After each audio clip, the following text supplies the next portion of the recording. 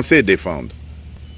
Cette attitude arrogante, qui ne cherche même plus à masquer ses forfaits, est une provocation inacceptable à l'égard de notre souveraineté et de la stabilité régionale.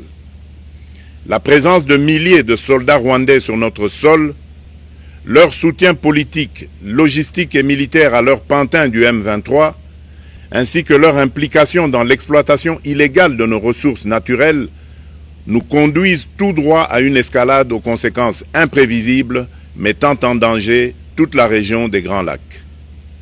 Votre silence et votre inaction face à la barbarie du régime de Kigali et aux atrocités perpétrées par ses supplétifs sur notre territoire constituent un affront non seulement à la République démocratique du Congo, mais également aux valeurs universelles de justice et de paix.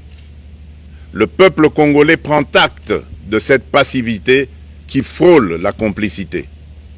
Soyez sûrs d'une chose, la République démocratique du Congo ne se laissera pas humilier ni écraser. Nous nous battrons et nous triompherons.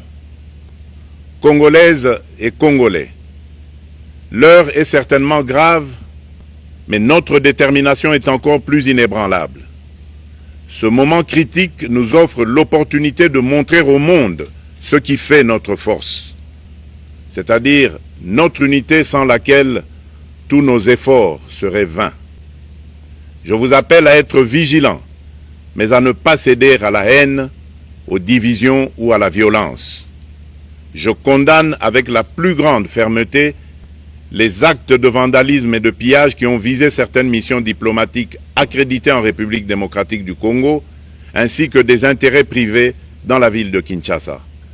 Ces comportements irresponsables dénaturent l'expression saine de notre colère face à l'agression barbare nous imposée et jettent une ombre sur les manifestations pacifiques de soutien à nos vaillantes forces armées qui luttent avec courage et abnégation pour défendre notre souveraineté. Notre engagement doit rester ferme et discipliné. Nous gagnerons cette guerre par notre unité, notre courage et notre sens de responsabilité, et non par la violence aveugle et par l'anarchie.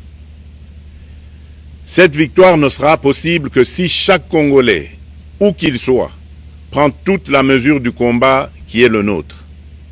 J'appelle donc la nation entière, hommes et femmes, jeunes et vieux, acteurs politiques, opérateurs économiques, membres de la société civile, confessions religieuses, artistes et sportifs à se mobiliser, à faire bloc derrière nos vaillantes forces armées et à